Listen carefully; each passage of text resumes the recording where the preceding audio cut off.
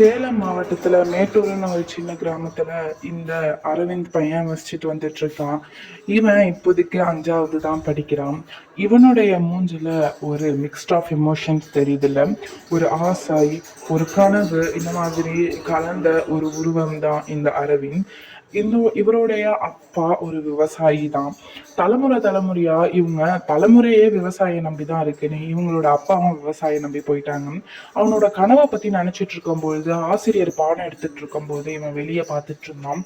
யூஸ்வலா எல்லா பள்ளிக்கூடத்துலயும் இந்த மாதிரி பண்ண ஆசிரியர் அடிப்பாங்க. ஆனா இந்த ஆசிரியர் அந்த பையனை மட்டும் கூப்பிட்டு, நீ ஏன்டா இப்படி பண்ற, நீ ஏன் கான்சென்ட்ரேட் பண்ண மாட்டேங்கிறன்னு சொல்லி அவருக்கு அட்வைஸ் கொடுத்தாங்க. வாத்தியார் சொன்ன அட்வைஸை கேட்டு அரவிந்தும் ஒரு நைட் டைம்ல குண்டு பல்பை வச்சுட்டு படிக்க ஆரம்பிச்சான்.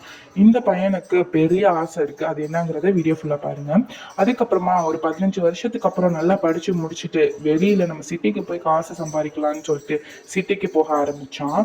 அப்போ சிட்டிக்கு போய் எதுவும் இவன் படிச்சதுக்கு வேலை கிடைக்கல. அதனால சின்ன சின்ன பாத்திரங்களும் வீடு கூட்டுற வேலைகளும் பார்த்து காசு சம்பாரிச்சிட்டு வந்துட்டு இருந்தான். காசு சம்பாதிக்கிறத வச்சுதான் ஒரு சின்ன ரூமை ரெண்ட்டுக்கு எடுத்தான். அந்த ரூமோடைய மாச செலவு 50 ரூபாய். அந்த 50 ரூபாயை கூட கட்ட முடியாத அளவுக்கு இவன் ரொம்ப ரொம்ப உழைச்சி உழைச்சி உழைச்சி உழைச்சி காசை சேமிச்சு வந்துட்டு இருந்தான். இவன் ஆசை நிறைவேந்த மாதிரியே அரவிந்த் எஜுகேஷனல் காம்ப்ளெக்ஸ்னு ஒரு காம்ப்ளெக்ஸ் ஸ்கூலை சிட்டிக்கு நடுவுலையும் ஆரம்பிச்சான். அண்ட் இதுல இருக்கிற டீச்சர்ஸ்க்கும் வேலை கொடுத்தான். இதெல்லாம் பார்த்தா அவங்க அப்பா அம்மா அந்த டீச்சர்ஸ் எல்லாருக்குமே ஆனந்த கண்ணீர்ல மூழ்கிட்டு இருக்காங்க.